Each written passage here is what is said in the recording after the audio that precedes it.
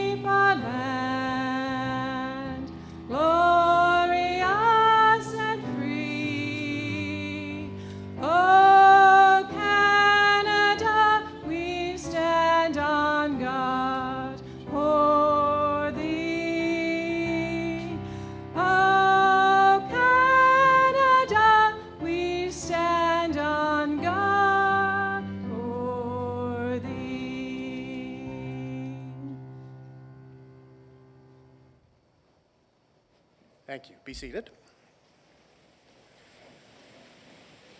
Chancellor, Vice Presidents, members of the Board of Regents, members of the advisory panel, invited guests, graduates, faculty, staff, family, and friends.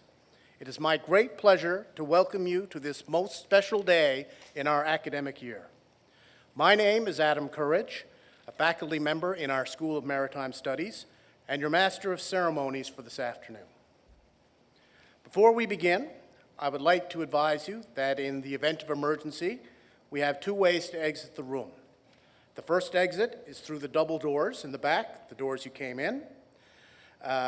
Once in the main lobby, you can exit outside through the Marine Institute's main doors. The second exit is through the double doors to the right of the stage. They're not perfectly visible now, but you can just keep trucking on through. Once you get out there, you can turn left in the hallway and exit into the courtyard. I am very pleased to offer congratulations to our graduates on behalf of MI's management, faculty, and staff. For our diploma graduates, this was a day that was once far off into the future. When you first arrived on campus, the thought of class of 2024 probably seemed to be a million miles away, but here you are.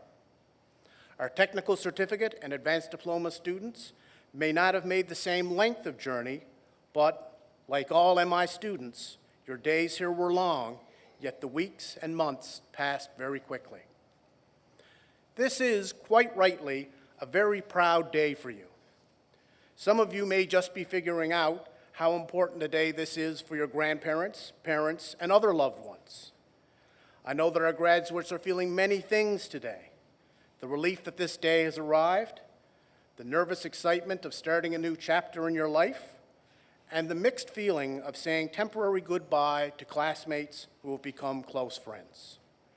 However, there is no mistaking the pure joy on the faces of those who are able to be with you here today.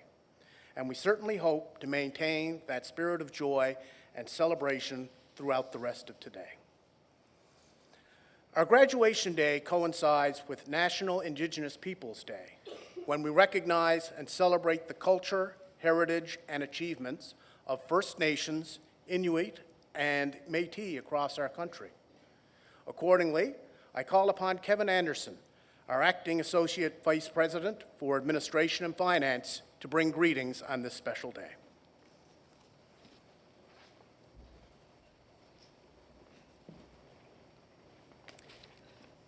Thank you, Adam. Graduates, Chancellor, members of the Board of Regents, members of the MI Advisory Committee, Vice Presidents of Memorial, special guests, faculty, staff, parents, and supporters. Today is National Indigenous Peoples Day.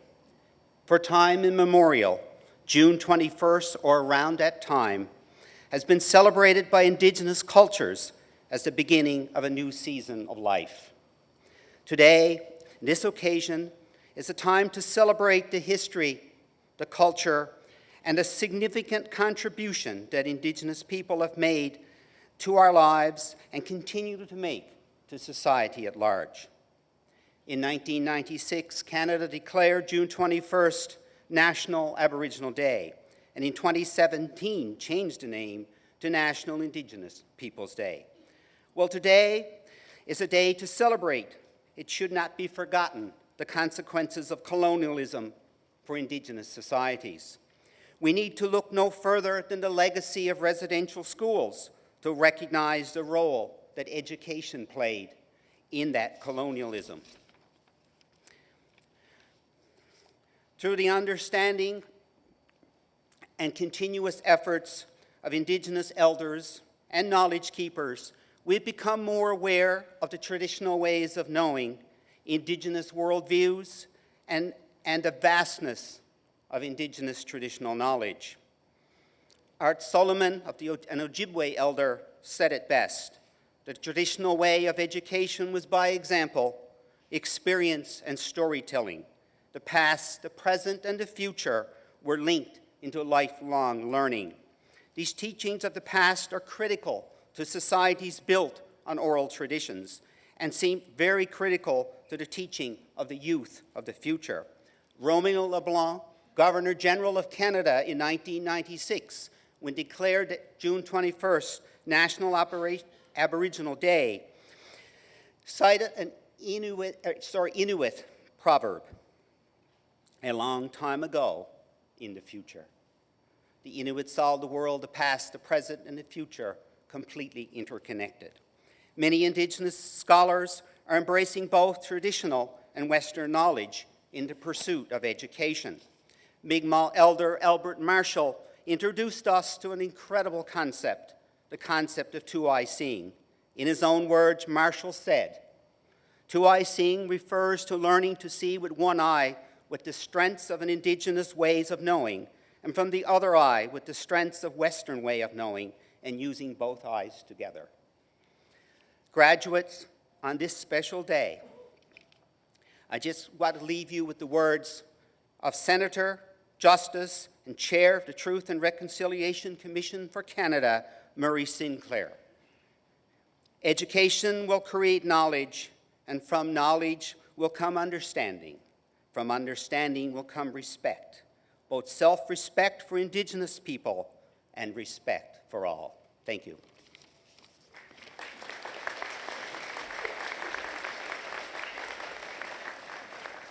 Thank you very much, Kevin. Before we continue, I would like to acknowledge the recent and very premature passing of Dr. Robert Shea. Rob spent nearly a decade here at MI, first as our Associate Vice President for Academic and Student Affairs, and then as Memorial's Vice President for the Fisheries and Marine Institute. Rob's professional and academic life was dedicated to student success, so the MI graduation was one of his favorite dates of the school year. We continue to think of Rob's family, friends, and co-workers on this important day. The end of a school year is an excellent time to reflect on our academic journey and on the accomplishments that we have realized along the way. In that spirit, I invite Memorial's Vice President for the Fisheries and Marine Institute, Dr. Paul Brett, to present his graduation address.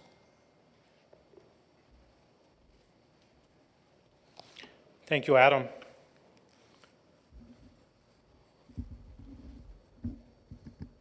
Hope I don't break this.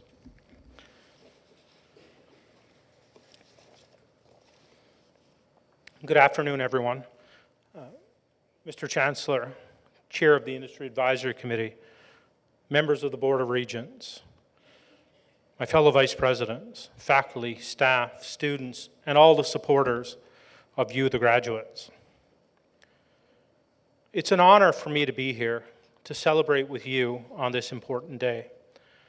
But as part of my privilege, I want to talk a little bit about my own journey.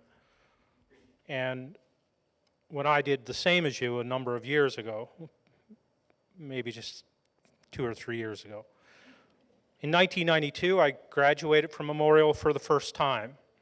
And that'll become a bit of a theme, but it was my first time graduating, and I'll tell you, this is not your last time graduating. So I graduated with a Bachelor of Science in Physics. And I thought my path was set. I knew exactly what the next thing was. I was going to head off to Dalhousie, and I was going to become a meteorologist. For those of you who have watched the 6 o'clock news, you know that I'm not there. So something has changed. Something got in the way. And you know what? Now when I look back, perhaps for the best. But at the time, it didn't seem like that. So here's a story about disappointment. So I'm not going to talk to you about disappointment for 45 minutes, yet I will talk to you for 45 minutes. No, I won't. For a few moments. It all turned out okay. It turned out okay in the end, but at the time, it was pretty bad. So when I first came to university, came from rural Newfoundland, thought I had it all straightened out, knew what I was going to do, enjoyed being away from home. My math and physics marks weren't what I thought they would be after my first couple of semesters. Anyway, that came back to cause a little obstacle when I went away to Dalhousie. Due to some federal government regulations, there presented a great obstacle for me that I couldn't get an interview with the feds because of my first year math marks. Now, who would have known? I passed math, but let's just leave it at that. I passed math. Last year I talked about my 15% on the midterm, but we all know how that turned out. But at that time, I got a phone call from the federal government that said, you cannot be what I set out to be. So as each one of you cross the stage today, some of you have jobs lined up, others are looking for jobs. That if you got a phone call when you're 21 years old or 22 years old and said, you cannot be what you just spent 5 years doing. I was devastated. I was devastated as an individual. I was in Halifax. I was a ferry ride or a plane ride and 8 buses away from home in a dingy apartment above an old country western bar, wondering what's next for me. So I called the first person I could think of, and that was my parents. What am I going to do? They would have supported me if I said I was going to drive the ferry home. I didn't do that, so I'm not a ship's captain. But they were there to support me. And I called my brother and my sister and friends, and I was just looking for support and encouragement that this little obstacle would pass. So then I called a faculty member back here at Memorial who I had studied, picked up a class with, and that I found very, very interesting. And I said, is there any future in mapping, in geography, in mapping the world? And she said, absolutely, there is. And come back and study remote sensing, and I've got a grant, and we can pay you to do things. And it led me in a new journey. I came back to Memorial. I started to study geography, got a job with Fisheries and Oceans Canada that took me to sea, measuring sea surface temperature, all types of physical oceanography pieces, and running a remote sensing system, capturing satellite imagery to measure sea surface temperature every day, 4 times a day actually. So it set me on a path to start mapping the ocean. And it began my career in studying things in and around the ocean. Having grown up in and around it, I didn't know that's where my career would have been. I had a propensity to do mapping, and I had a propensity to love the water. So I continued studying remote sensing and mapping and geographic information systems, and then got a job. In the 90s, that wasn't an easy feat. So my path had changed. That insurmountable obstacle presented itself, but it set me on a new path. So now I had worked for Memorial as a remote sensing and GIS specialist for a number of years before I came here to the Fisheries and Marine Institute to start to teach graduates of many of the programs you're studying in now or graduating from now. And there's nothing more fulfilling to teach, to give back knowledge, provide opportunities for students to do some of the things that I had done. I had the opportunity to sail every ocean of our planet and walk on every continent through opportunities presented to me because of that obstacle 32 years ago. So I've had a storied career in providing those opportunities for students and building programming. So it brought me to a place I love. I continued my education as I worked at Memorial for over 30 years, or for 30 years now actually, and I've had the privilege of graduating 4 times from Memorial with various degrees. We won't get into all of those. But scientific expeditions have taken me around the world. I've participated in seafloor mapping voyages in the Mediterranean and the Southern Ocean of Antarctica, found shipwrecks and airplanes on the seafloor, and if you had seen the news last week, you see that people here at the Institute were involved in a very important shipwreck discovery, that of Sir Ernest Shackleton's vessel. But enough about me. But I have a little bit more to say about my favorite topic, about the ocean. I'd like to tell you about a few activities and achievements of our students. There's a group of ocean mapping students who are learning how to process and evaluate satellite-derived bathymetry with a company based out of the US and interns here at the Marine Institute, and employees here in Newfoundland and Labrador who work for that global company. Once this data is processed, it will be contributed to the global effort to map the deep ocean by 2030. And just today, it's been announced that we have completed 26.1% of that mapping mission. You think we know a lot about Mars? We know less about the ocean. Today is World Hydrography Day, so those in the ocean mapping program celebrate. Today is also not only your graduation day, but it's World Hydrography Day. One of our students in nautical science has been accepted to speak at the International Association of Maritime Universities in Massachusetts this fall. She'll present a paper entitled Sailing Through Storms, unveiling the mental health challenges of seafaring professions before an international audience of maritime educators. The association is a worldwide network of leading maritime universities, including the Marine Institute of Memorial University, that educate and train seafarers in the global shipping industry that many of you will enter today. Earlier this year, students from our Marine Environmental Technology program, maybe some of you here today, traveled to TA Marichaux Community College in Grenada, where they participated in beach and river surveys, water quality testing, shoreline sampling in microplastics. Those students from Grenada, or fellow students from Grenada, also visited Memorial and the Marine Institute last February. We taught them about winter. The Amazing Learning Experience is part of the Global Skills Opportunity Program that is offered through our Marine Institute International Office. Just a few samples of the international opportunities and the global opportunities afforded to our students, faculty, and staff here at the Institute. As I mentioned earlier, last week we had a momentous press conference in the discovery of Quest.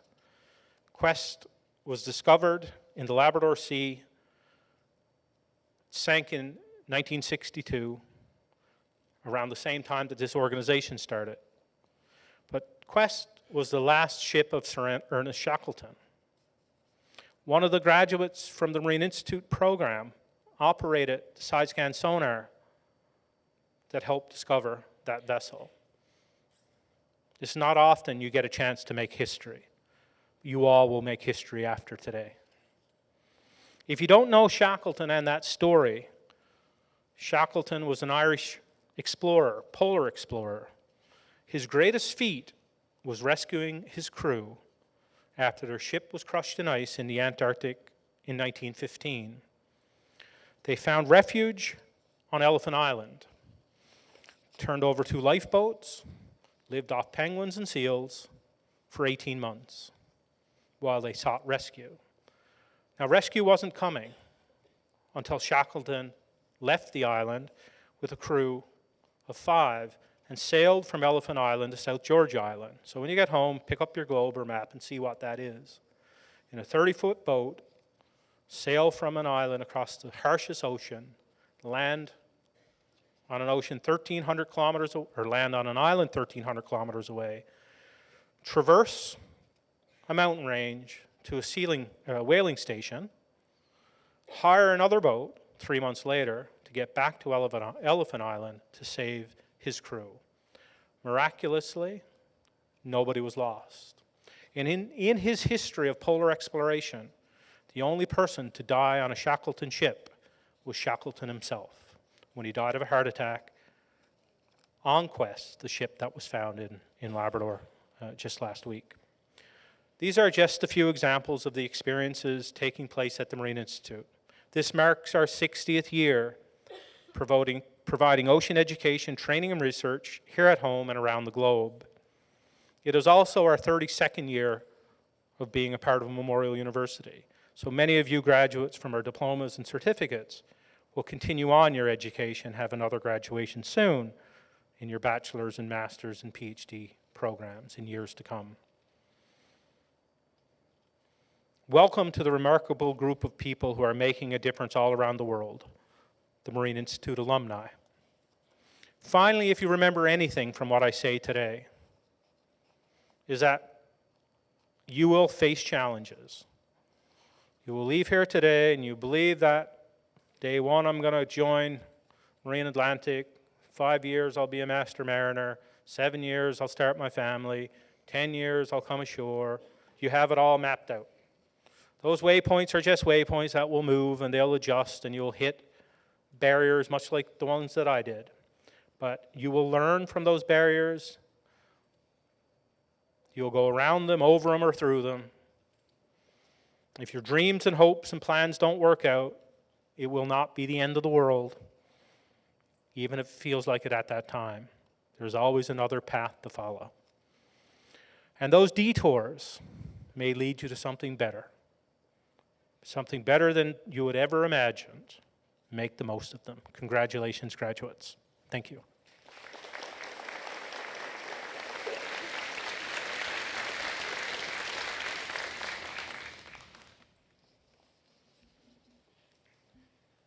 Thank you, Paul, for sharing your address.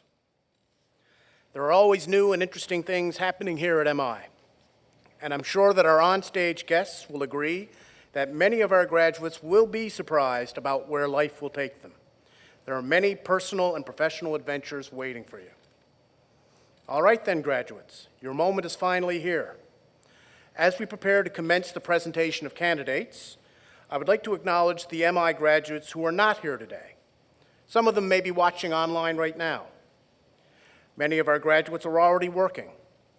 Others have completed industry response courses, or as undergraduates and graduate students, they participated in memorial convocation ceremonies a few weeks ago. Also, I encourage our guests to take pictures as your graduate crosses the stage, but please do be mindful of our cameras that are streaming the ceremony. And also, please do feel free to celebrate your graduate as they cross the stage. I now call upon Ms. Jennifer Howell, our registrar, to present the candidates for graduation.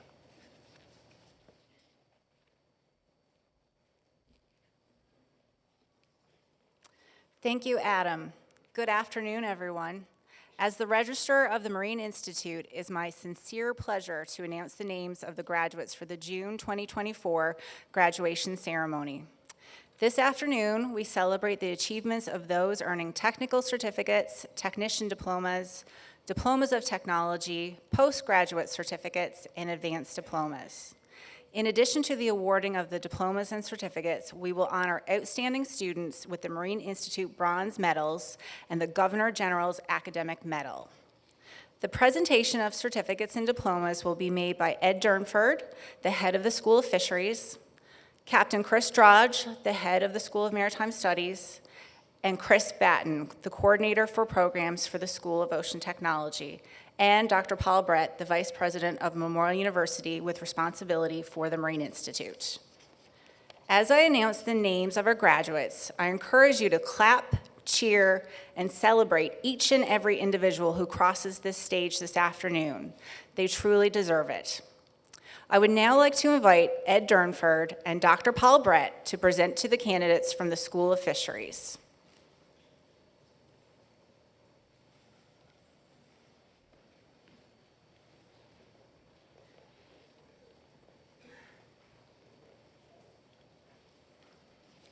For the Diploma of Technology in Marine Environmental, Emily Christian Collins.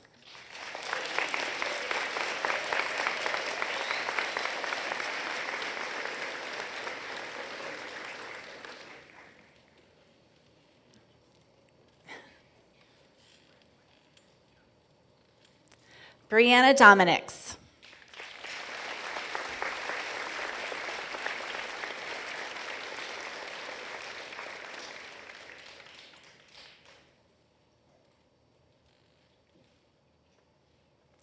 Drew Hillier.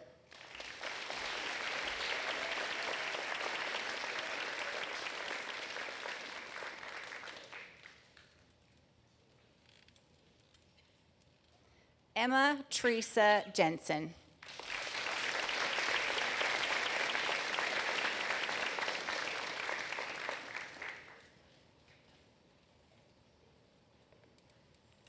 Douglas Gerald McKenzie.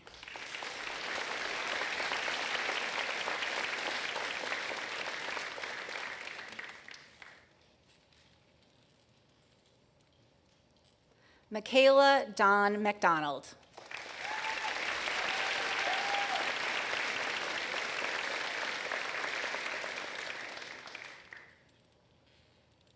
Zachary Joseph Murray.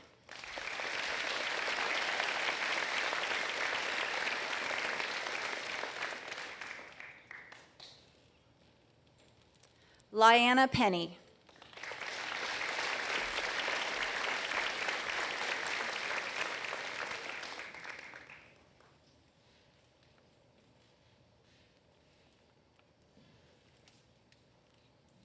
Emily Ariana Reed.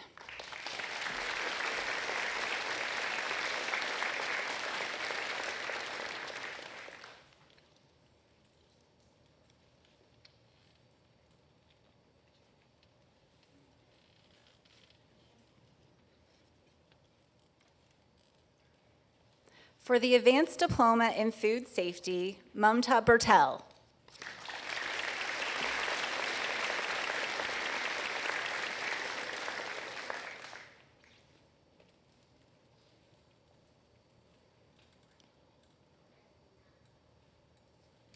Kasheen Ishnik Shirir Edwards.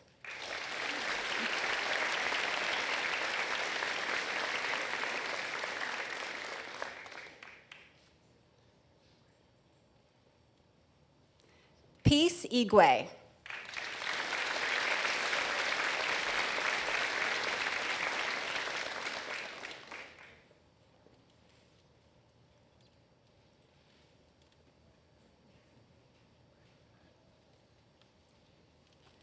Ankita Kalin.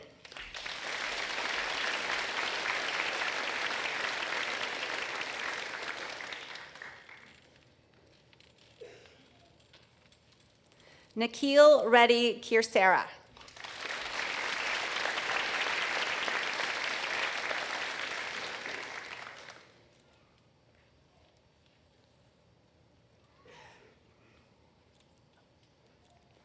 Augusta John Oluseyi.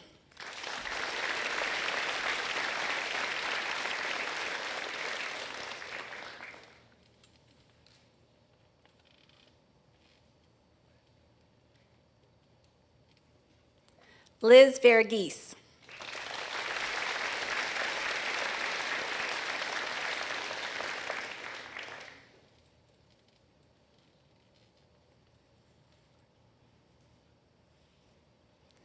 Stacy Lewis Warren.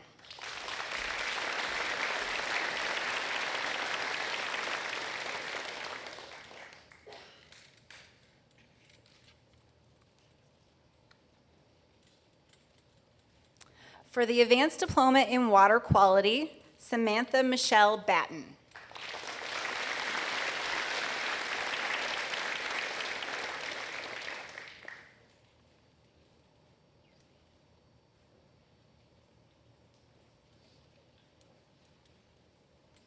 Noah Bakula Oyelade.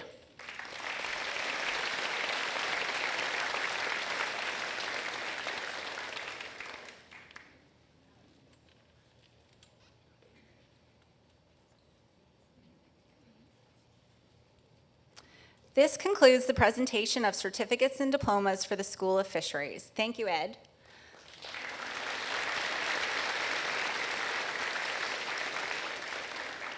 I would now like to call upon Captain Chris Drodge, school head, to join Dr. Brett for the presentation of candidates for the School of Maritime Studies. For the technical certificate in Bridge Watch, Benjamin Ronald Dale Barrett.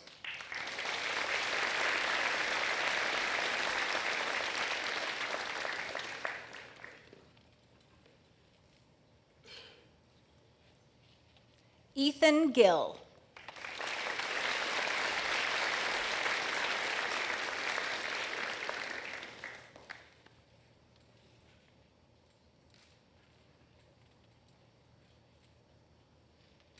For the technical certificate in fire rescue, Colin Chesley Baker.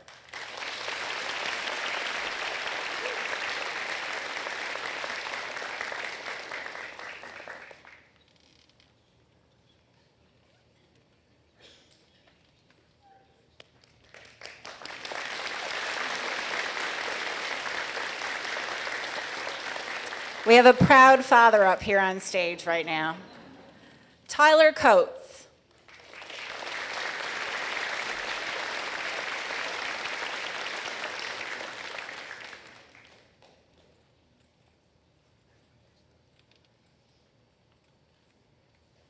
Samuel Richard Kelly.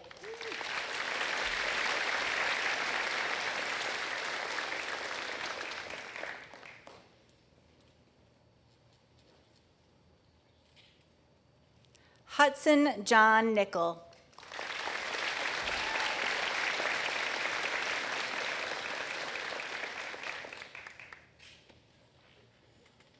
Riley Paul Roach.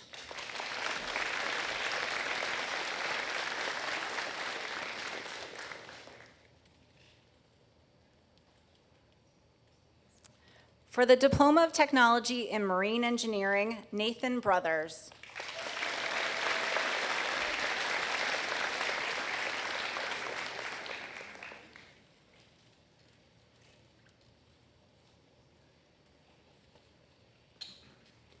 Christian Robert Llewellyn Butt.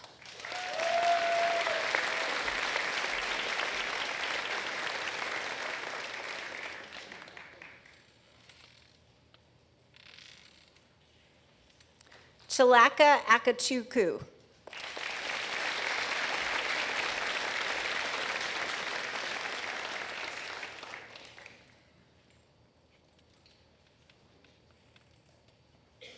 Parker Gordon Froud.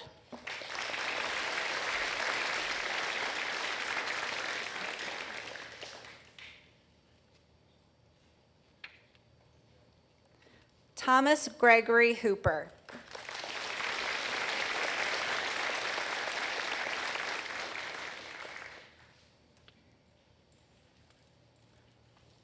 Zachary Gerald Allison Loader.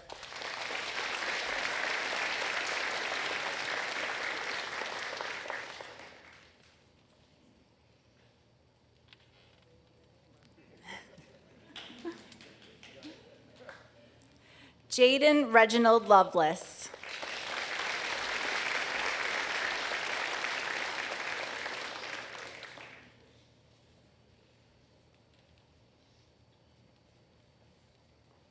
Ryan James Meany.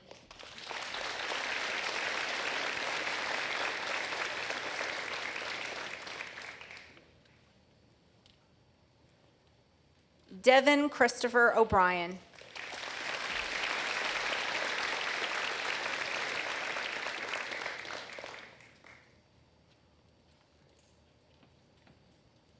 Kevin Rossiter.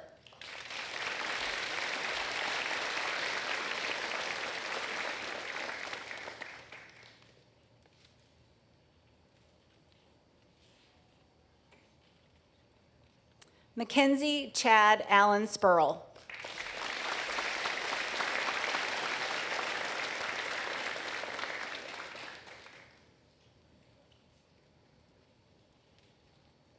Riley Raymond Wilkins.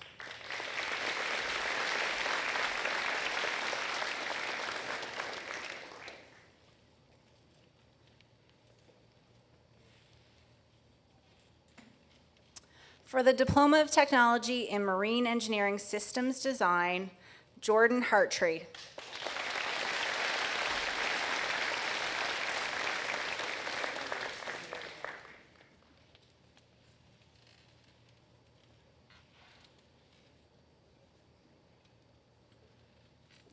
Bethany Raylene Michelin.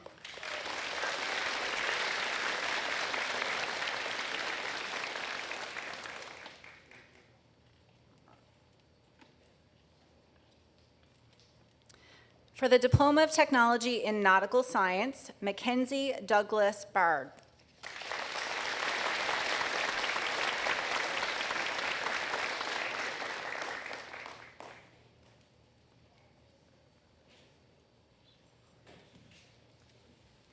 William James Bishop.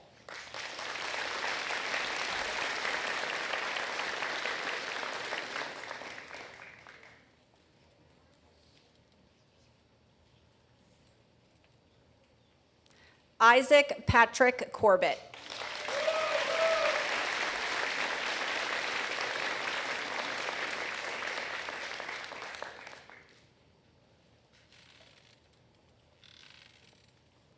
Mark Alexander Dejewski.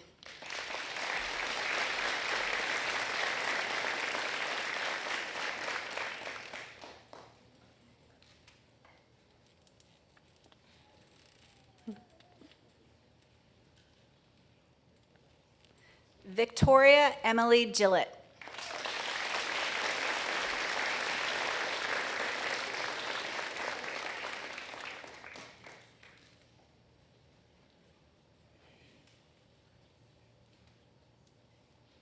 Anthony Michael Griffin.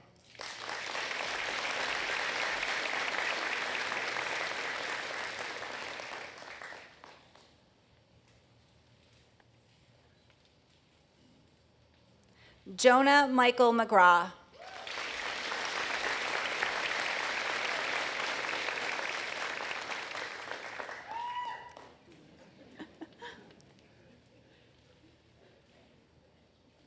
Aiden Parsons.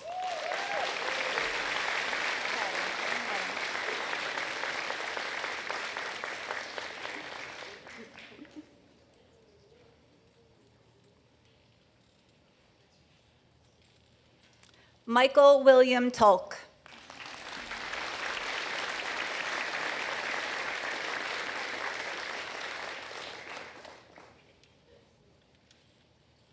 Colby Peter James Young.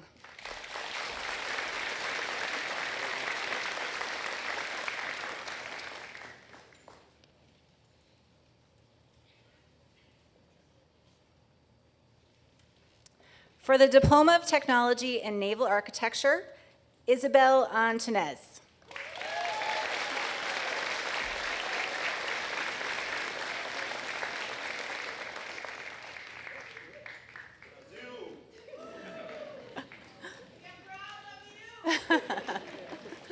We are proud too.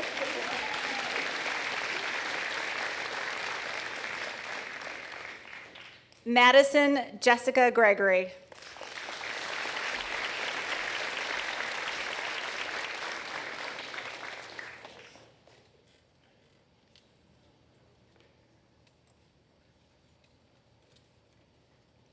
Robert Aiden Kelsey.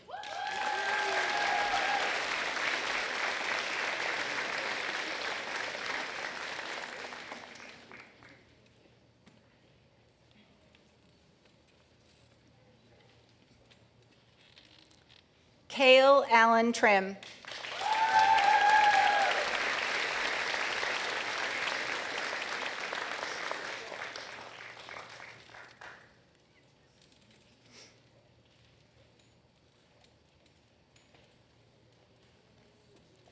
This concludes the presentation of certificates and diplomas for the School of Maritime Studies.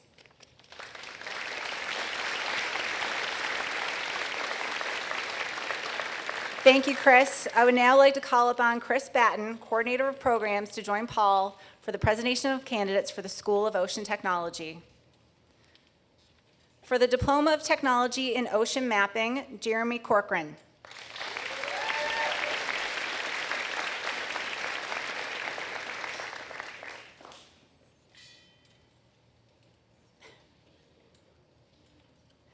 Catherine Pearl Cousins.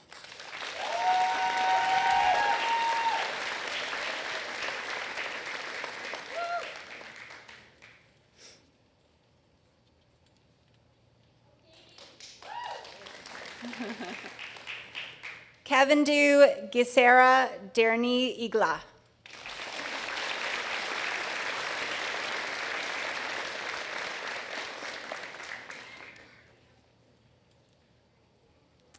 William Craig Edwards.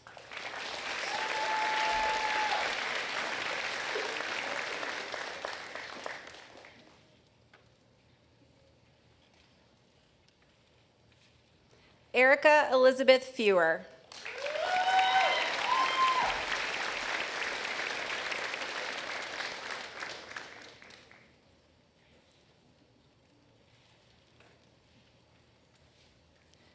Victoria Winter Kierley.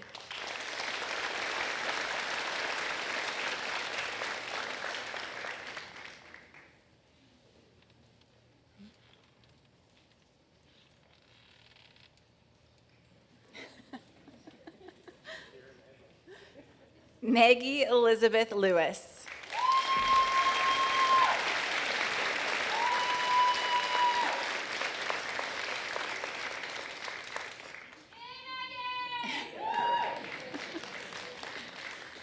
Kasoon Pereira.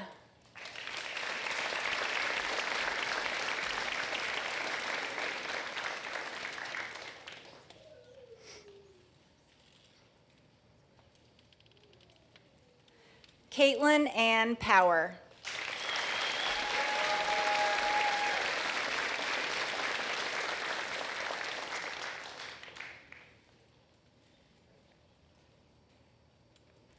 Jenna Marie Ryan.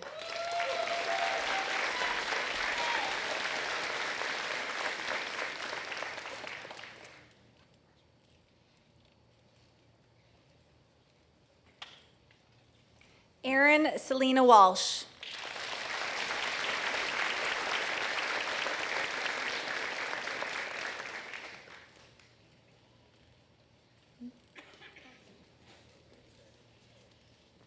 For the Diploma of Technology in Underwater Vehicles, Dwayne Gary Hoskins.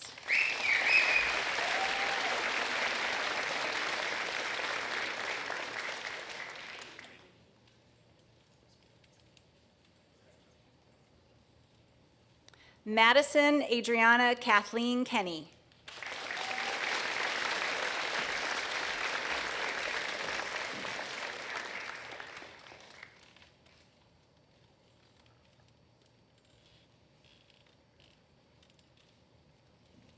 Ty Damian Matthews.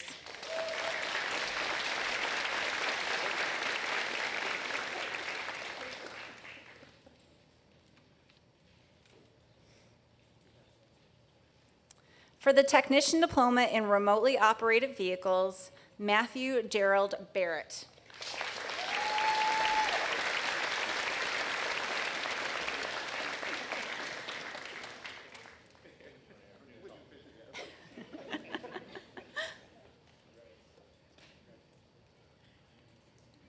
Arturo Antonio Cuevas.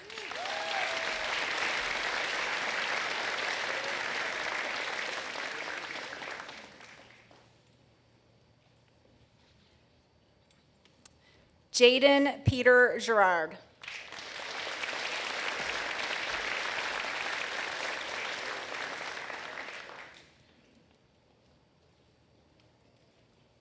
Ferdinand Kenny.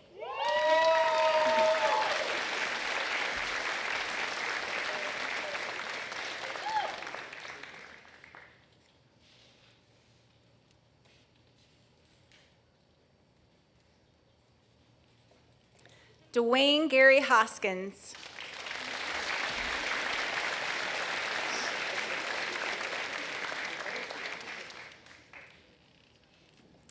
Madison Adriana Kathleen Kenny.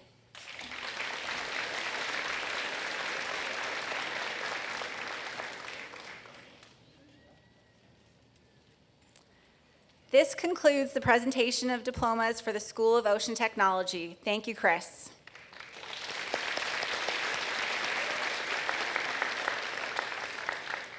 I present to you now the graduating class of 2024.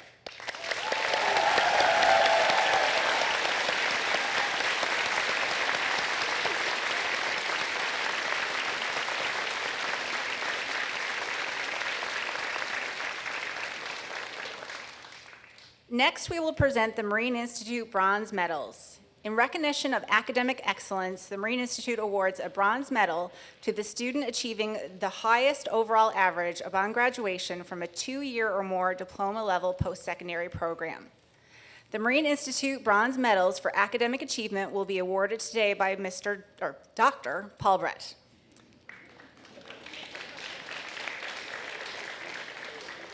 For the bronze medal in marine environmental, Brianna Dominic.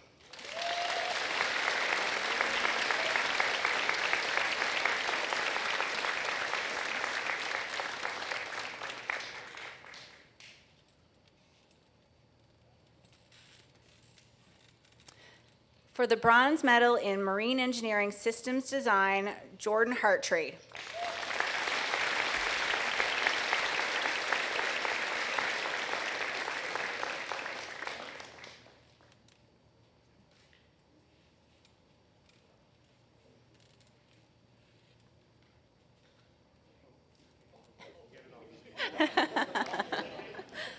For the bronze medal in naval architecture, Cale Trim.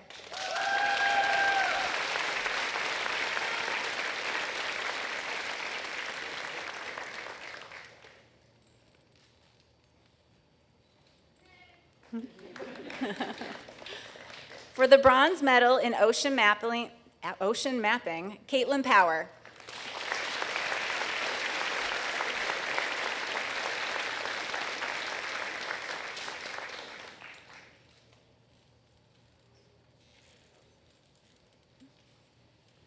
For the bronze medal in underwater vehicles, Dwayne Hoskins.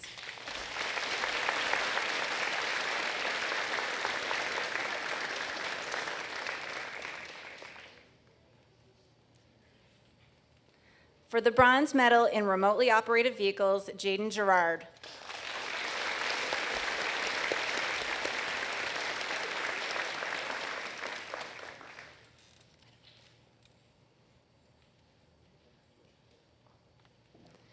The next award to be presented is the Governor General's Academic Medal. The Governor General's Medal, established in 1873, is one of the most prestigious awards that can be received by a student in a Canadian educational institution for exceptional academic achievement. On behalf of Her Excellency, the Right Honorable Mary Simon, Governor General of Canada, I am pleased to ask Paul to present the academic medal to this year's recipient, Brianna Dominics.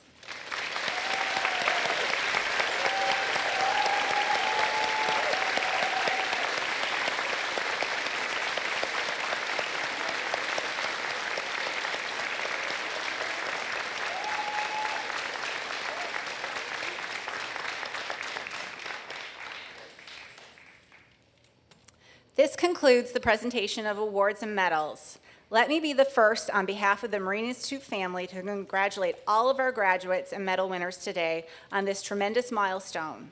You join a group of alumni dating back 60 years who have earned national and international prominence. With the future at hand, celebrate this special achievement and follow your dreams wherever they may take you. Remember, the journey doesn't end here. It's only the beginning of countless new opportunities and adventures. Congratulations and all the best in your future endeavors.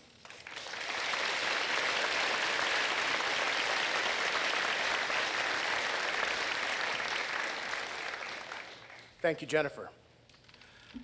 As an instructor, I would like to congratulate our medal winners and truly thank you for your good work. I extend the same thanks to those students who consistently performed well or ever made an extra effort in their work. This might seem hard to believe, but as instructors, as we review the stacks of drawings, papers, calculations, and presentations, we actually enjoy examining good work.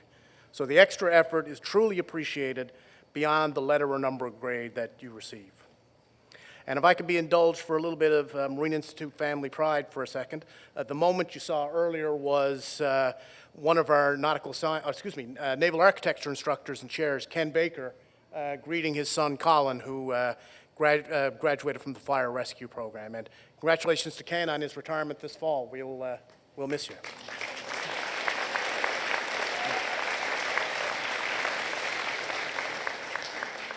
I do have a little housekeeping item that I think those who've been here before, we've traditionally provided a souvenir graduation booklet for the students, but because we have students who complete their programs during graduation week, some even today, names always got left out of the program. So we're going to send out a complete hard copy of the program in the mail to you in the coming weeks.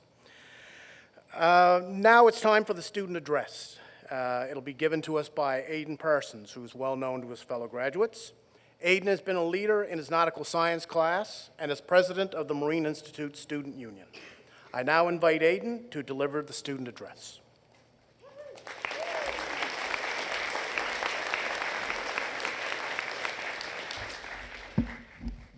Very good. Wow. Good afternoon, Mr. Chancellor, faculty and staff, family and friends, guests, and most importantly, students. I am struggling to believe that this day has come, and shaking. Indeed, there were many times over the past 4 years where I felt like it wouldn't. Someone once compared the early stages of our programs to being on a hill where you can't see the top. But whether you've been here for 1 year, 2, 3, 4, or 6, here we are. We've reached the top of that hill, and the piece of paper we've worked so hard for and lost so much sleep over is ours. We are here today because of the ways we have been pushed outside of our comfort zones. We have taken on rigorous and challenging programs, which pushed us intellectually, but which also strengthened our drive to succeed. Many of us took on these programs in the midst of the COVID pandemic. It was online classes, online labs, and a lack of connection to the people that we were doing this with. However, this is now just another memory of a challenge to overcome and one which brought us stronger together in the end. We have failed, tried again, failed again, decided it was still worth trying, and we succeeded. We have gone out on work terms, internships, and exchange trips, which have shown us what we can do.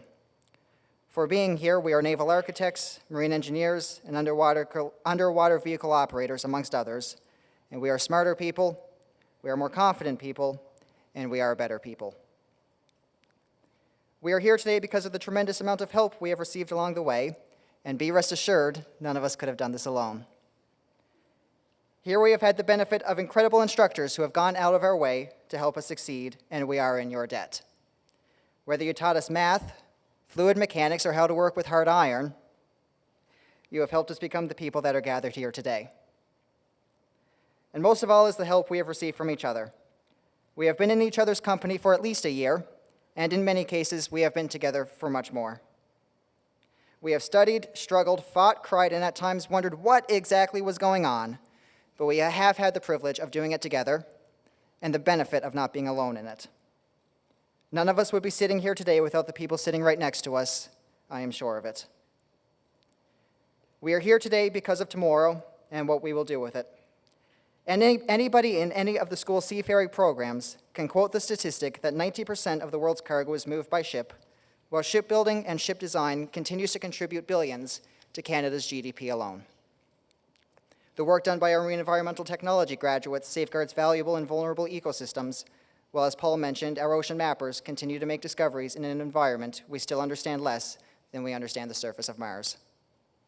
The work we do matters, and the work we do has an impact. And finally, we are here today because of ourselves.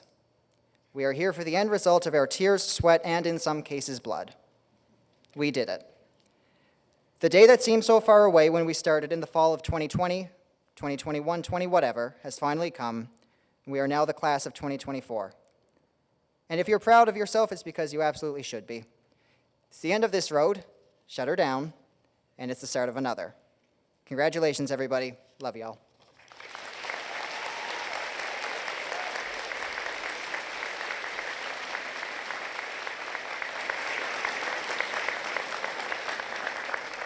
Thank you very much, Aidan, for sharing your thoughts and experiences so eloquently.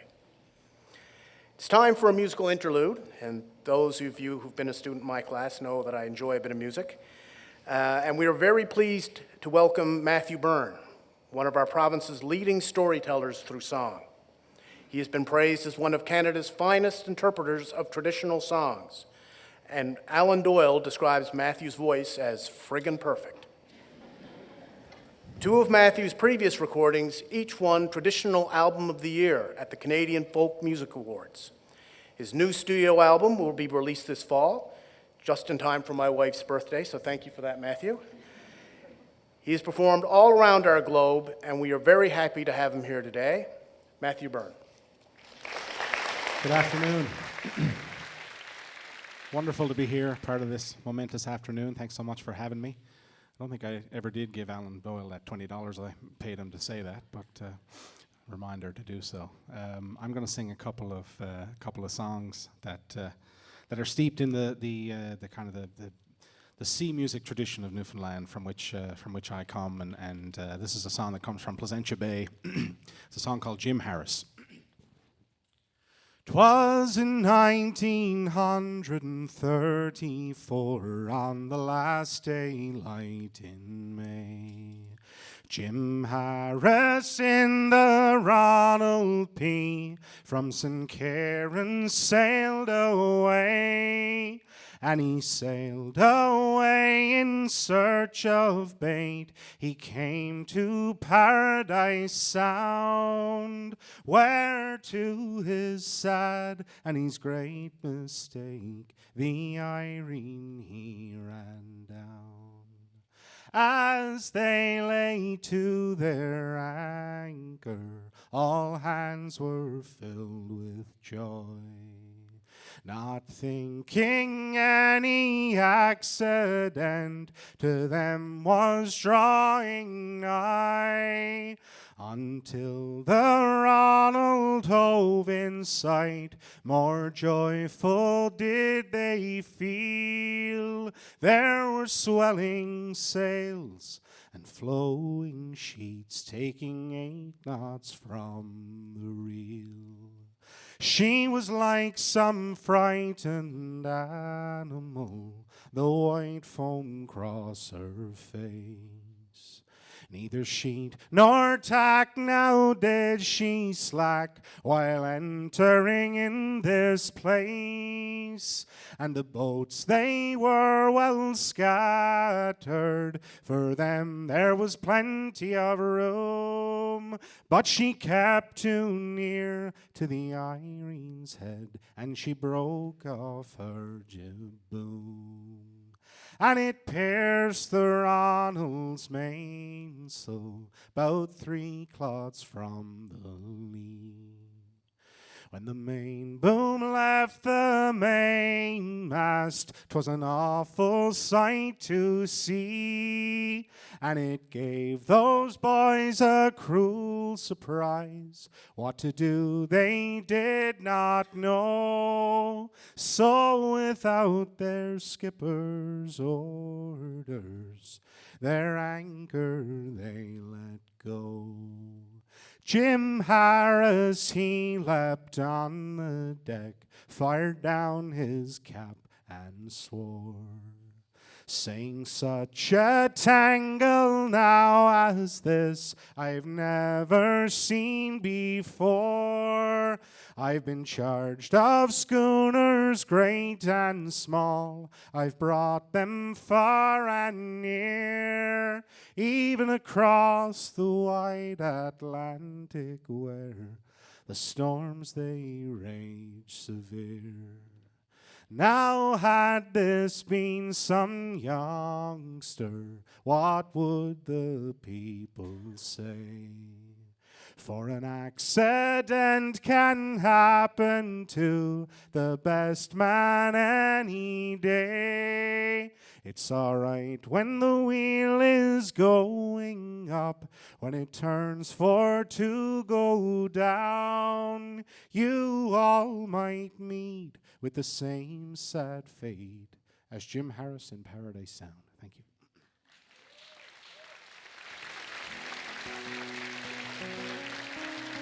Thanks so much.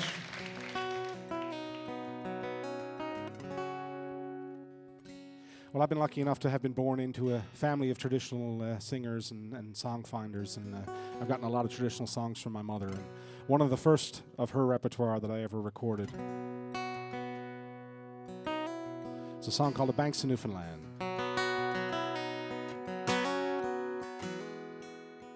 Come, all ye lads and fair young maids, and all ye sports beware. When you go steamboat sailing, no dungaree jackets wear, and always wear a life vest or keep it close at hand. For there blows a cold northwesterly wind on the banks of Newfoundland. We had on board some passengers, big sweeties and some more. It was in the year of 1906 we did suffer sore.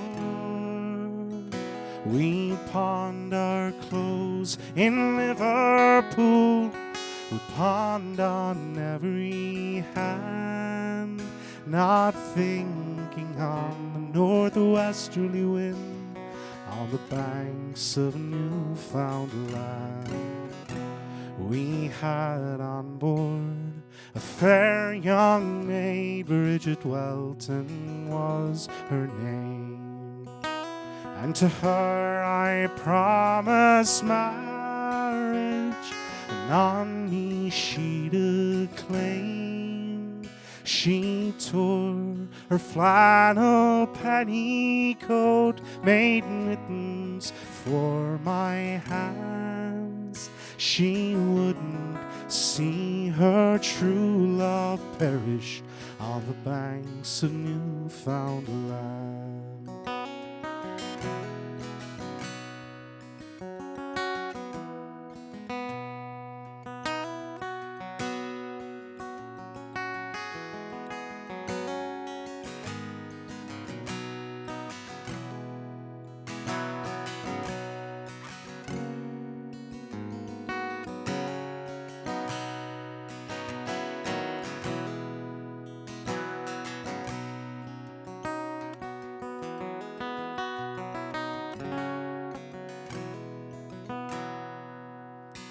Last night as I lay in my bunk, I dreamed a pleasant dream, that I was back in Scotland beside a flowing stream, and the girl I love upon my knee, and a bottle in my hand.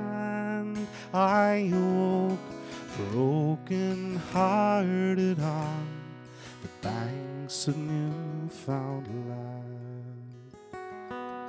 Now we're bound for Sandy Bay with its high hills covered in snow.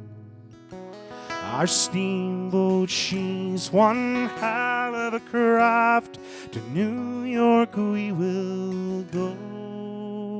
We'll scrub her up and scrub her down with holy stone and sand, and we'll bid adieu to those virgin rocks on the banks of Newfoundland.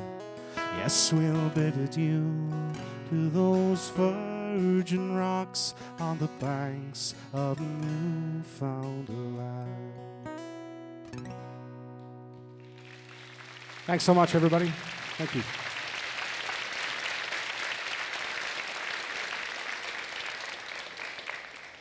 Thank you very much to Matthew Byrne. Next, we recognize the efforts of some outstanding members of our Marine Institute family. First, I ask Kevin Anderson to return to the podium to present Marine Institute's 2024 Exceptional Service Award.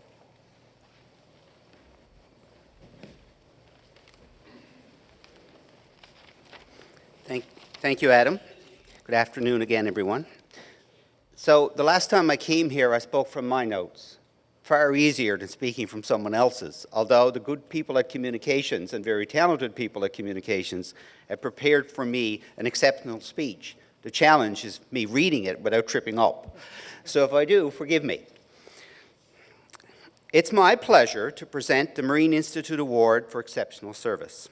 This annual award recognizes an MI employee who demonstrates exceptional service and makes significant contributions to our university community.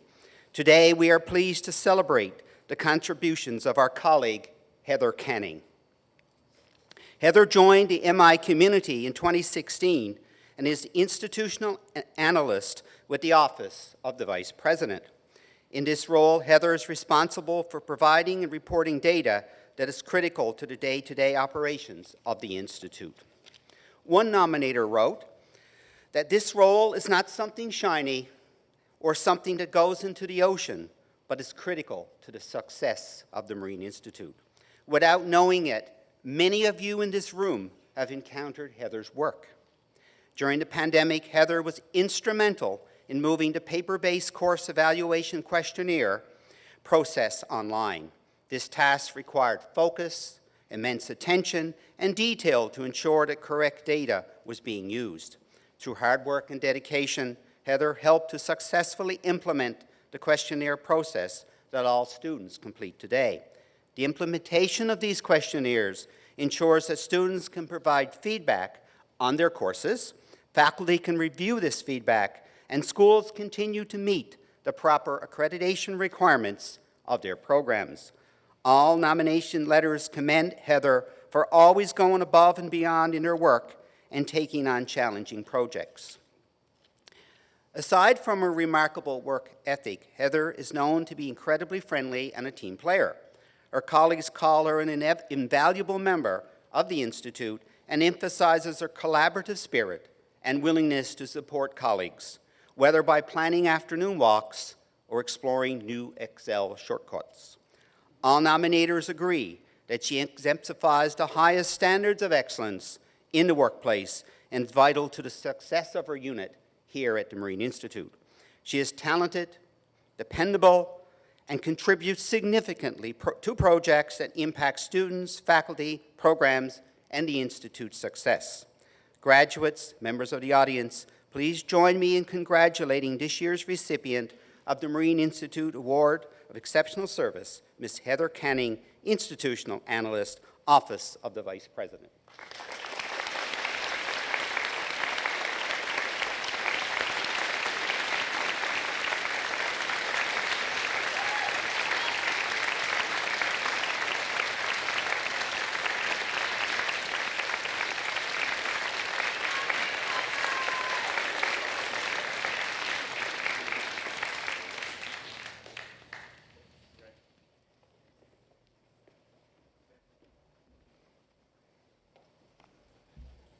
Congratulations, Heather. You're a fantastic choice.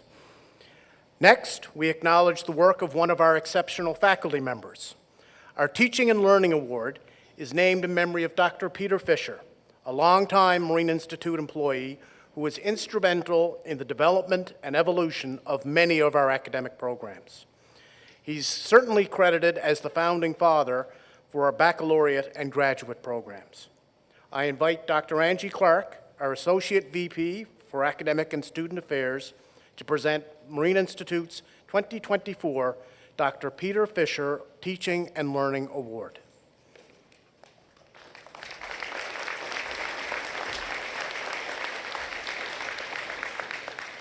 Thank you, Adam. Good afternoon, everyone. I'm pleased to be announcing this year's recipient of the Dr. Peter Fisher Teaching and Learning Award. This award was renamed 2 years ago in honor of the late Dr. Peter Fisher, who was a kind, intelligent, and visionary leader at our campus for 24 years. Dr. Fisher was a member of our executive team in a variety of leadership roles. He retired from MI in 2011, but continued to be a very familiar face at our graduation ceremonies. And graduates, I can tell you, he would be very proud of all of you today. We welcome members of Dr. Fisher's family who are also with us this afternoon. Thank you for coming. The Dr. Peter Fisher Teaching and Learning Award recognizes the teaching excellence of instructors who have gone above and beyond in the pursuit of teaching and learning, innovation, and leadership. In this, our 60th year, the campus has had the opportunity to reflect on where we have come from and the diverse complement of highly skilled instructors that have brought us where we are today. Our rich history has been built on delivering high-quality, industry-relevant training. And this year's award recipient has contributed to that strong reputation of responsive and progressive training for the maritime industry. In this corner of the world, the name, Captain Glenn Fiander, is synonymous with the complex operations of dynamic positioning. Some, affectionately, have even referred to him as Captain DP. A graduate of the Marine Institute's Nautical Science program, he started his career off the coast of Newfoundland and Labrador and on the Great Lakes. He also spent time in the Arctic during the early days of the province's offshore petroleum industry. He returned to the Institute 12 years later as an instructor, and in 1997 joined the Center for Marine Simulation. There, he was instrumental in developing our initial dynamic positioning course, at that time, a first in Canada. Captain Fiander plays a primary role in audits that ensure we continue to meet rigorous course and teaching standards under international accreditation and training requirements. He is currently chair of the North American Group for Dynamic Positioning for the Nautical Institute, which consults with the International Maritime Organization on best practices and safety throughout the maritime transportation industry. In this role, he fosters collaboration and knowledge sharing among maritime institutions. He has also developed a series of dynamic positioning courses designed for offshore industry tankers. These training courses are accredited by DNV, a global classification and certification organization. He is noted as being a terrific mentor who shares lessons learned from his own experiences, takes the time to make sure everyone understands the course material, and he is always available outside the classroom to answer questions. His colleagues say his professional experience, expertise, and attention to detail are evident in the practical exercises and well-prepared lessons he delivers. He is described as helpful to fellow instructors, a role model, and an inspiration to them in their own careers. As an active member of the Master Mariners of Canada, he also regularly volunteers for the annual Nautical Skills Competition held here at the Marine Institute each year. By creating DP training capacity in the region, Captain Fiander has and continues to enable the skills and expertise required to build our local offshore energy industry. In a world where DP is essential in the implementation of new offshore energy technologies, Captain Fiander's legacy will continue to ensure we provide the most well-prepared mariners. It is my pleasure to invite you all to congratulate our 2024 recipient of the Dr. Peter Fisher Teaching and Learning Award, Captain Glenn Fiander, an instructor with our School of Maritime Studies.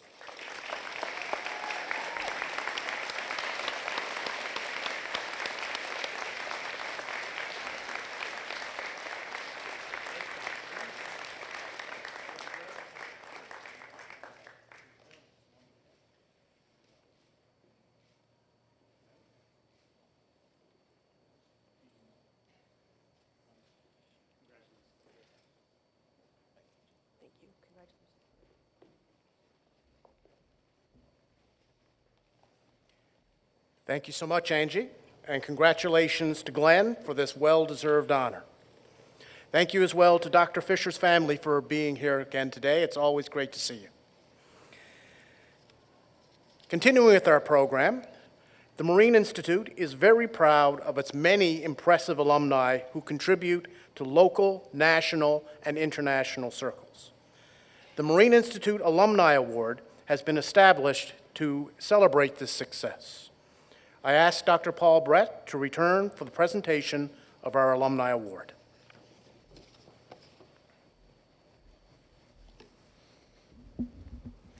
Thank you so much, Adam. And congratulations to Glenn and Heather. So I had a chance to speak briefly with them on the stage, and I've been teasing Heather since this has been selected about her speech. And I asked her again on stage, and she affectionately said, "Data and not words." So thank you for that data, Heather. And Glenn, yeah, we'll play golf soon, but congratulations again to both of you. So I'm honored here to present this year's Alumni Award. The annual award recognizes an exceptional accomplishment of an alumni from the Fisheries and Marine Institute. The award acknowledges an individual who has earned national or international prominence for their outstanding professional achievements. Recipients of the award serve as an inspiration for the MI community and beyond, and of course, to you, graduates of today. Our alumni have been shaping the global maritime and ocean industry for over 60 years now. I'm sure there are future winners of this award in our audience. This year's recipient has an interesting connection to MI. Her father was once one of the first graduates of the food technology program here in the 1970s, almost 60 years ago. Well, it's not quite 60. I was born in the 60s, and I'm not 60. But anyway, we won't do the math. But a long time ago. Today, we are excited to celebrate the leadership and professional accomplishments of Miss Jennifer Woodland, our MI Alumni Award recipient for 2024. We are pleased that Jennifer traveled here from the West Coast and not Corner Brook. She came down from BC to be with us today. We also welcome members of her family who have joined us here to celebrate. She graduated from the MI's Advanced Diploma in Aquaculture program in 1998. Through her career, she worked quite literally from coast to coast to coast in Canada in a variety of roles within the aquaculture industry. Now, 26 years after her graduation from MI, she's in the managing director of Grieg Seafoods, one of the world's leading salmon-producing companies. One nominator called Miss Woodland a champion for aquaculture, praising her strategic thinking and dedication to the industry and the communities she works in. Characterized as a trailblazer in the industry, she was the first female CEO of an indigenous seafood corporation and is now one of the few women in leadership roles in the seafood farming and harvesting sector. Colleagues credit her with growing the brand awareness, advancing strategic decision-making, and developing important partnerships, especially with indigenous communities and companies. As an example, she started the Indigenous Partnership Network through the Canadian Aquaculture Industries Alliance, which in part led to the development of the First Nations Coalition for Finfish. For finship stewardship, dealing with Indigenous rights for seafood production in British Columbia. As an alumna, Ms. Woodland has remained an active member of the MI community, despite being a continent away. She is regularly invited to speak to our undergraduate and graduate classes about career possibilities in the sustainable seafood economy. Currently, she serves on several Marine Institute alumni. She has several MI alumni under her wing at Grieg Seafood. She also remains engaged in our program and promotes further leadership opportunities to her industry colleagues to help them advance within their careers. Students in our aquaculture program learn the valuable skills needed to contribute to sustainable seafood production in the innovative aquaculture industry. As a graduate of our diploma program, she was equipped with these skills and has carried them with her throughout her career. Today, we celebrate these skills and her incredible and impactful career within that industry. Graduates, members of the audience, please join me in congratulating Jennifer Woodland, the recipient of the 2024 Marine Institute Alumni Award. Congratulations, Jennifer.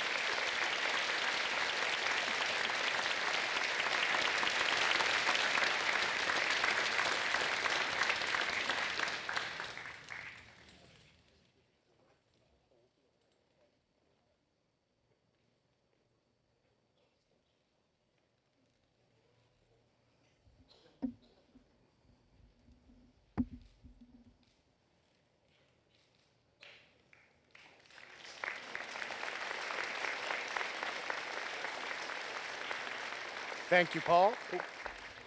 Thank you, Paul. I now invite Jennifer Woodland to provide this year's alumni address. I don't know if I can talk through the big smile. This is amazing. Thank you so much. First, I just want to acknowledge that we are on the traditional territory, unceded by the Beothuk, Mi'kmaq, Innu, and Inuit people. And this being June 21st, which is National Indigenous Peoples Day, it's a good day for us to reflect on not just the truth and the Canadian history of Indigenous people, but on their successes and their resilience. What an honor.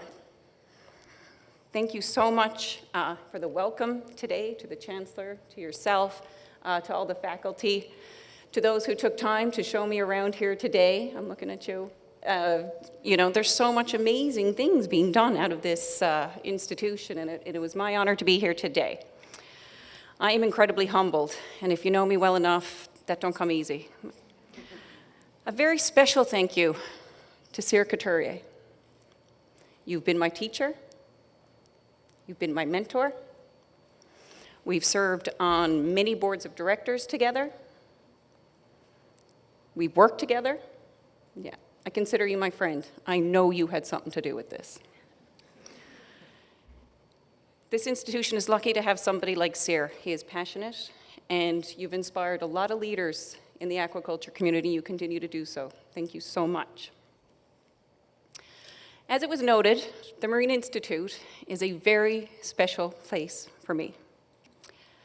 My dad was one of the first graduates of the Marine Institute when it was called the School of Fisheries, and it was in that building in that second picture there. I'm actually going to have to go take a close look at that and see if he's one of the ones marching.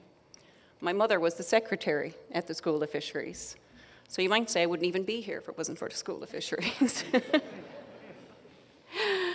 My dad took that education and he used it to introduce the snow crab industry to Newfoundland.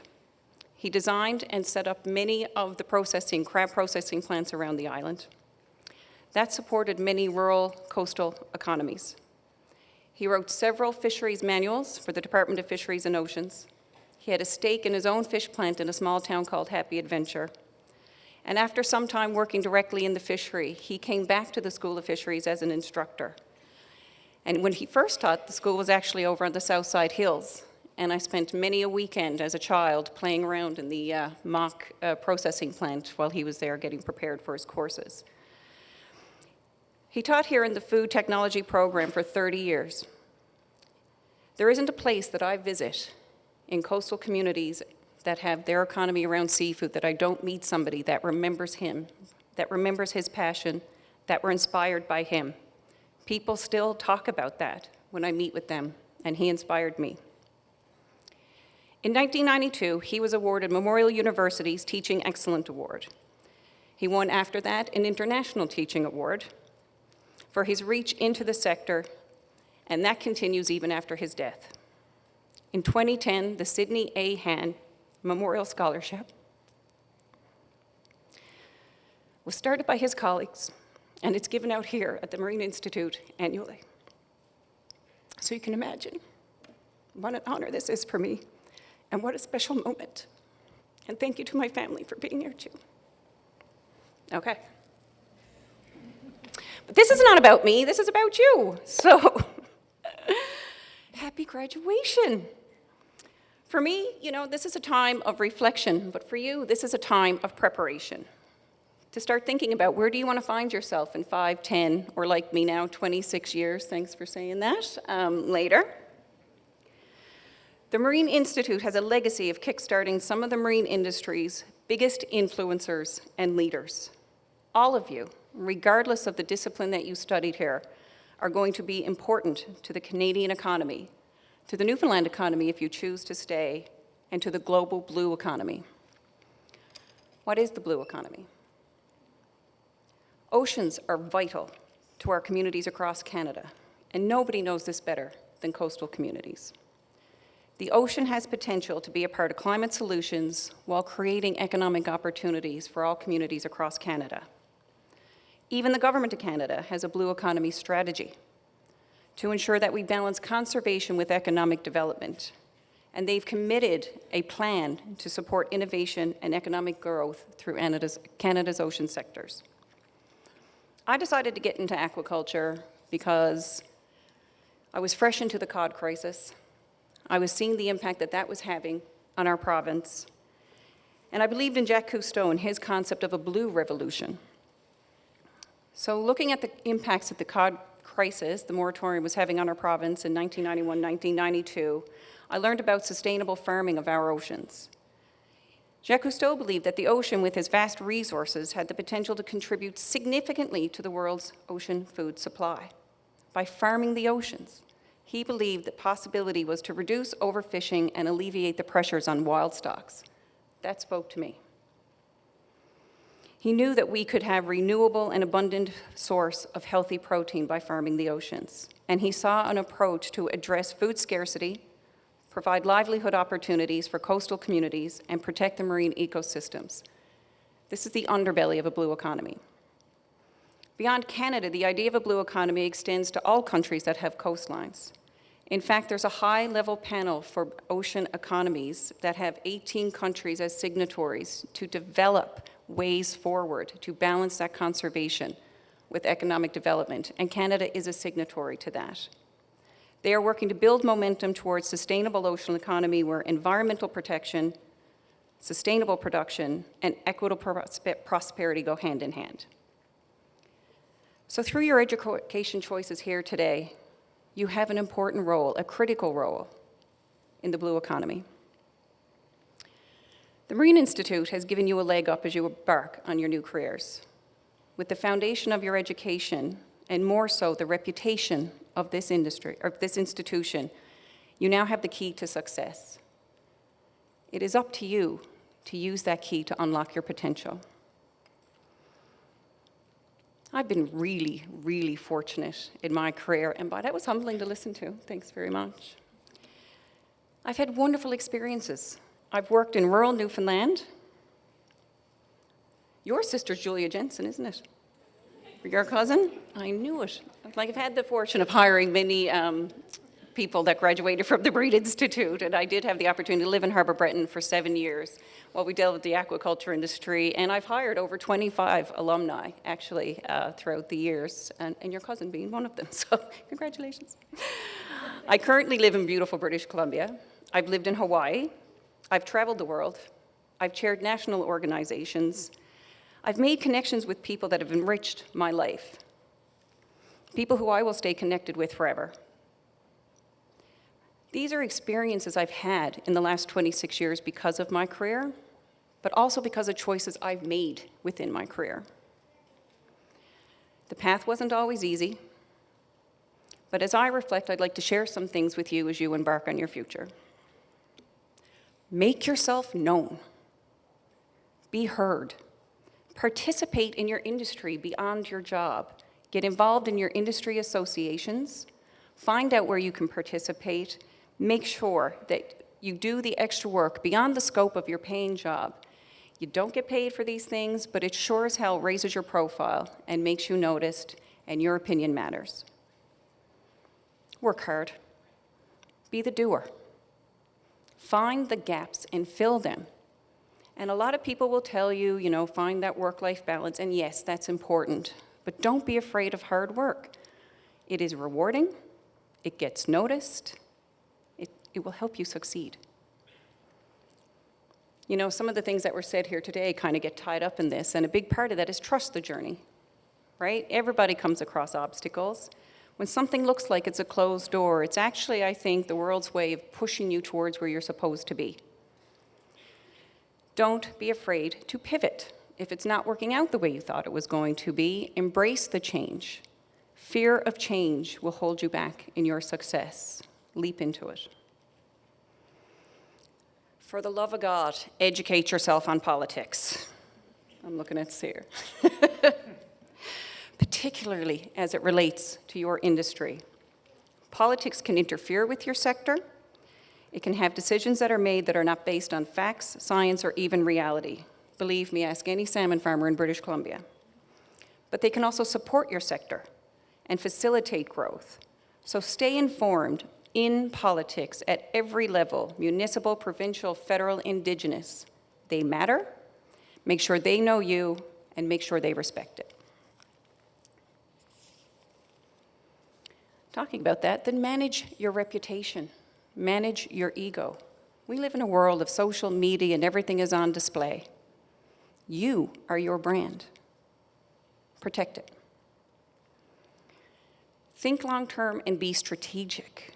I can guarantee you, people in your industry are planning years and years ahead. You want to be a part of that conversation. Think that way. Look beyond the next 5 years, look beyond the next 10, look into the next 20 and beyond. Be a part of that conversation. Understand that leadership is not about the awards you win or a catalog of successes that you have in your career. It's really about how you champion your sector, manage through the hard times, there will be hard times, and who it is that you brought up along the way. Help others succeed. Never get discouraged by the hard times. Because the hard times is just a way to gain experience and show people how you can shine. Be a mentor. A true leader connects, inspires, and unifies people. And not just in your work world, but in your community. Give back. This is really important. Whenever I'm ever asked about the biggest successes in my career, I always answer with what it meant to the community or how it impacted a community. Even when I learned that I won this award, I said, oh, I wonder what that is. I better look at the criteria. And the criteria was very much community-based, how the individual impacts community. So get involved wherever you end up. Volunteer, participate, mentor. And don't let anybody tell you anything is impossible. There is nothing better than proving people wrong. I've had many an instance that they said, that'll never fly. And I said, okay, we'll see, respectfully. And it feels really good when you make it happen. Take every opportunity to travel with your job. It is always enlightening. It's always educational and will give you a fresh perspective. But don't forget where you came from and the reason why you chose this path. I never, ever attend an important meeting without wearing my codfish pin or my codfish earrings, which I didn't wear today, and telling people the story of the cod crisis and moratorium in Newfoundland and why it is so important that we conserve the ocean while at the same time create economic opportunity. Set your goals and work towards your vision that you have for yourself, not just for your career, but the positive impact that you want to make on your community and that you want to make for others. Plan it. Think about it. But ensure these goals are based on good core values: trust, transparency, accountability, just to name a few, and then vet every decision you make through that core value test.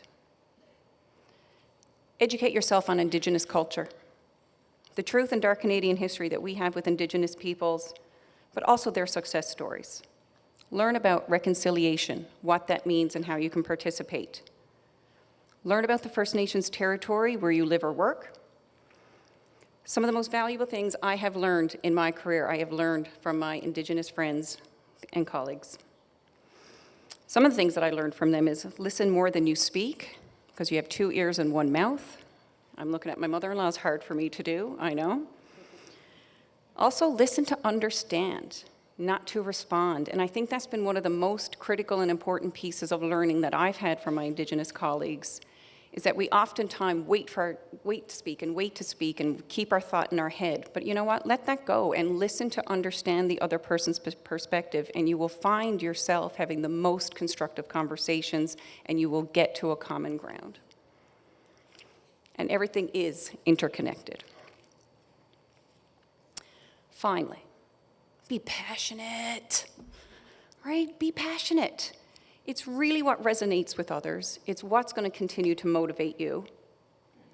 Find it, whatever it is that you chose in this career that builds your passion, and just let it flow. My dad was passionate about the fishery, about the health and economic well-being of rural Newfoundland, and how they are interconnected. Throughout my career, I've realized how important passion is. Like I said, he left behind a legacy that wherever I go, people remember him fondly because he empowered them and impressed him with his passion. You do the same thing, Sir. I've been really lucky. My passion keeps changing.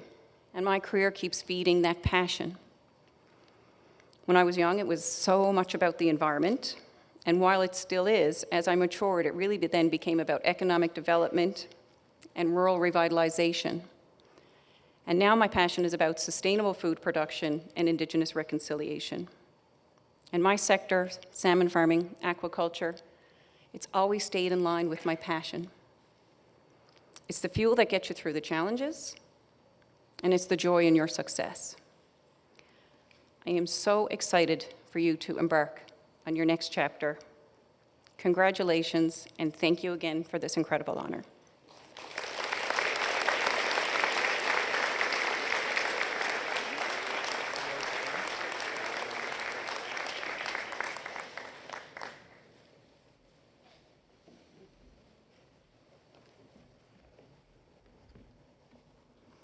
Thanks very much, Jennifer. It was very enjoyable to hear about your very interesting professional and academic journey. And also you provided some excellent advice that our graduates can take with them today. We're very proud to have you as our Alumni Award recipient this year. We are very pleased that Memorial University Chancellor Earl Ludlow is joining us for today's festivities. He's a longtime supporter and champion of our university, who is no stranger to these types of celebrations. My unofficial total has him exceeding 24 graduation and convocation ceremonies in less than 2 years as chancellor, and his enthusiasm for these events only seems to be growing. I suspect it's a welcome distraction from your other executive duties. I now invite Chancellor Earl Ludlow to the podium to bring greetings on behalf of our university leadership.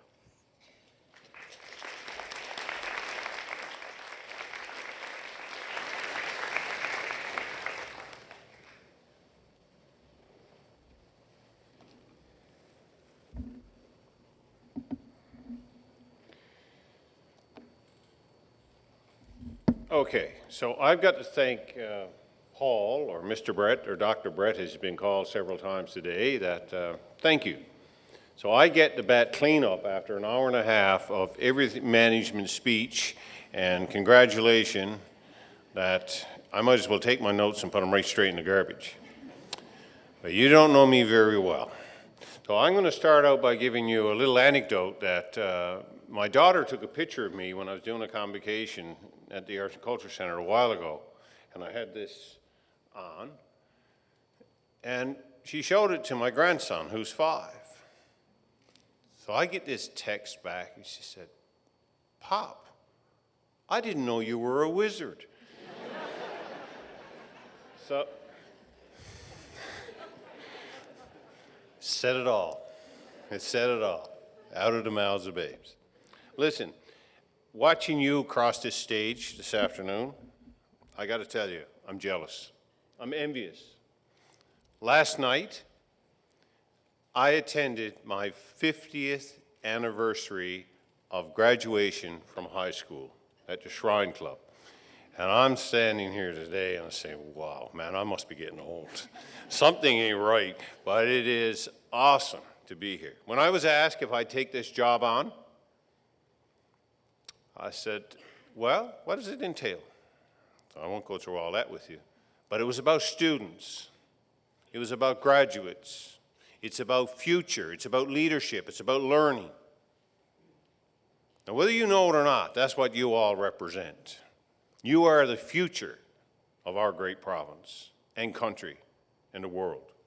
You will solve the problems that we created. No challenge and no stress, but that's your job. So I'm going to leave that one with you. You know, with your education, you're going to go places you can only dream about. You can go anywhere. I'm 67 years old. You know, I've had an absolute fabulous career. I'm an electrical engineer. I joined a fabulous company, Newfoundland Power, and I spent 40 years with Fortis. And I'm going to tell you, they're all over, you know, North America, Central America, and the Caribbean. But their fundamentals were well laid out by Jennifer. It's those leadership qualities that were driven. You know, I'm not going to repeat here, but MI graduates, we talk about the Galapagos, we talk about cold ocean vents, we talk about subsea searches, we talk about what's possible, we talk about aquaculture. I'm from Fogo Island, by the way. You keep those ferries running. And boy, you got a job at hand, but you keep them going. I'll say that to you. So, you know, when you look at all that, there's all kinds of things that you will encounter. So I was going to say, there's one thing that's not going to be hit on this afternoon that I'm going to touch on. Last comment by Jennifer. Volunteer. So I'm going to lay it out there. Someone asked me, why did I retire 4 or 5 years ago? I retired to volunteer. And you know, volunteer because I'm greedy. I want to learn. And you learn more outside of your training and your formal education. And you pick up so much. Case in point, I served as 2 terms as the Honorary Lieutenant Colonel of the Royal Newfoundland Regiment, 1st Battalion. If you want to talk about history and learning from 1795 to today, what I learned, what I saw, my role, for example, was everything from troop deployment to, you know, advisory roles to, yes, it was about veterans. And the veterans, they're not bald-headed like me. They're 35-year-olds. They're 40-year-olds. And they have had multiple deployments. And the troubles. And what they do to help you do what you do is pretty incredible.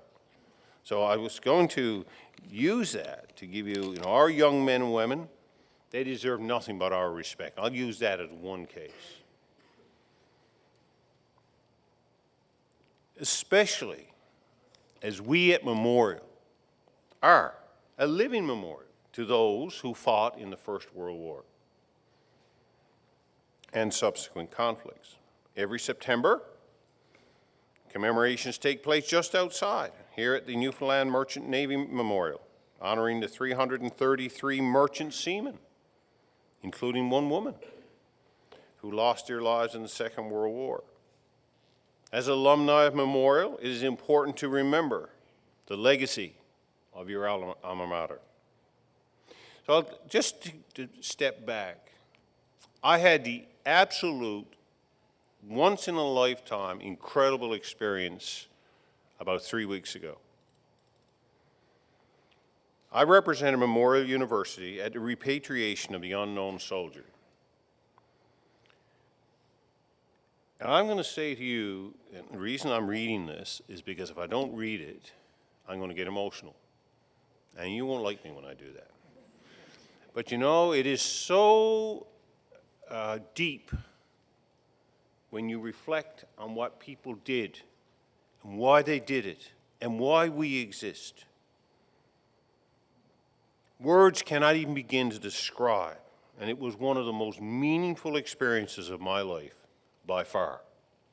Now, if my wife was here, she said, well, what about our first child and our marriage and so on? Different type. To represent our university, founded as a living memorial in remembrance of young men like the unknown soldier, to say it was deeply moving, an understatement. And to play a small part in bringing one of our boys home, I'll never forget it. I'll say to you, there's a motto of the Royal Newfoundland Regiment applies to you, the graduates. You're better than the best. It applies to them, and it applies to you equally well. And we will remember them. Don't ever forget it. As we head towards July 1st, it's only a week away. And the internment, if you're around, go out. Remember, pay respect. And think about what's important and why we are so lucky as we are. So that's it now. So everyone figures the work's over. I got some bad news for you. Work starts tomorrow. Graduation's over. So I'm going to say this to you. that your education has given you everything that you need to succeed. So get out there and be successful. There's one piece of advice I'm going to give you, and I've given it to every single convocation that I've done. And I've done 13 since May 1st. Go out tonight and party hardy and celebrate. You have every reason to celebrate. There's people in the back here that I'm sure will take you to dinner or whatever. And if not, why don't you take them? Go and celebrate, share stories, have fun, because you deserve it. The collective study and intelligence that I'm looking at here in front of me, pretty awesome. And like I said, you are and represent the future leaders of our great province. On that note, I'm going to ask that the graduates stay seated, and everyone else, if you're able, to stand, including the stage party. And I want one rousing round of applause for the graduates of 2024 from the Marine Institute.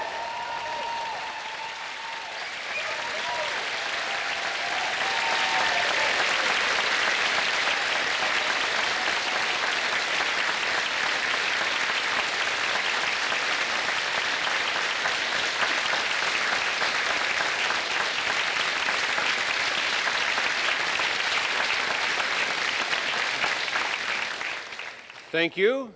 That's it for me. At being 6'5", being short is not something that comes easy, but I also know I'm standing between you and the refreshments and a few snacks. Congratulations, everyone. I wish you nothing but success, health, and happiness. Thank you.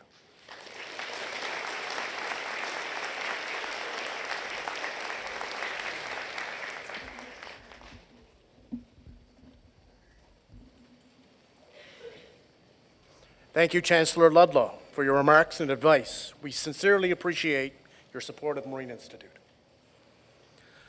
On behalf of management, faculty, and staff, I congratulate all our graduates again on your achievements.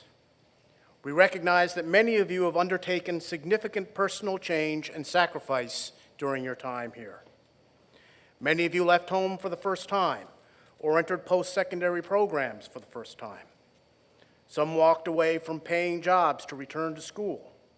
Some obtained their first professional work experience. Some took temporary leave of family, spouses, and children outside of St. John's, and others raised children while in school. You have faced great challenges inside and outside of MI, and you have persevered and you have succeeded. And I know for a fact that you had some fun and met some lifelong friends along the way. And through it all, your loved ones have been with you every step of the way, either here in St. John's or back home. This journey would not have been possible without their support in its many forms, be it a reassuring conversation, a care package, or a low-stress environment.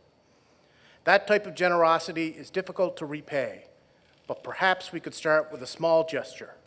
Graduates, as is our graduation tradition, I would like you to stand, turn and face your loved ones, and offer a round of heartfelt applause.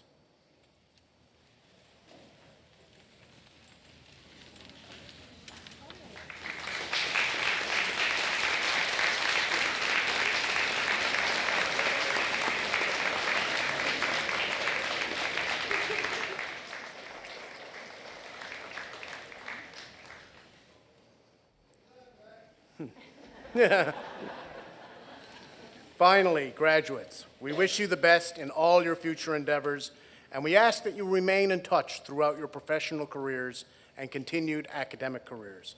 We would really enjoy hearing about your future adventures.